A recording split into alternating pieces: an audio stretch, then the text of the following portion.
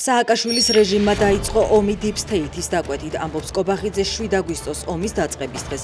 მან ანალოგიური განცხადება გააკეთა დღესაც მუხათგვერდში ომის გმირების საფლავზე. ეს იყო უმძიმესი ავანტიურა ღალატი, რომელიც ჩაედინა მაშინდელმა ხელისუფლებამ, თქვა კობახიძე.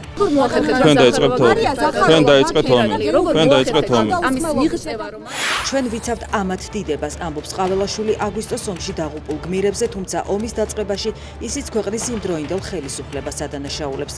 მუხათგვერდის სასაფლაოდან ყაველაშვილმა დღეს ოცნების მესიჯ ბოქსი გაიმეორა. საქართველოს მთავარი საფრთხე შიდა მტერია, წერს პაპუაშვილი აგვისტოს ომის 17 წლისთავთან დაკავშირებით. მისივე თქმით, დაბრმავებული ქართველების ხელით ეს შიდა მტერი დღესაც ცდილობს ქვეყნის არევას. ქარელის მუნიციპალიტეტის სოფელ ბებნიში ცეცხლსასროლი იარაღით ერთი ადამიანი მოკლეს. არსებული ინფორმაციით ის ქარელის მერის წარმომადგენლის ძმაა. დაჭრილია 2 პოლიციელი, ისინი ადგილზე მკვლელობის შესახებ შეტყობინების მიღების შემდეგ მივიდნენ, რა დროსაც 45 წლის კაცმა მათ ცეცხლი გაუხსნა და მიიმალა. ის რამდენიმე საათში დააკავეს, დაჭრილი პოლიციელები კი კლინიკაში გადაიყვანეს.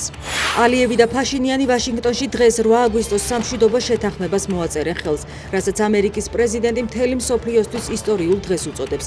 ამერიკის შეერთებული შტატებიც მოაწერს ხელს ორმხრივ შეთანხმებას ორივე ქვეყანასთან, რათა სრულად გამოვიყენოთ სამხრეთ კავკასიის რეგიონის პოტენციალი, აღნიშნავს ტრამპი.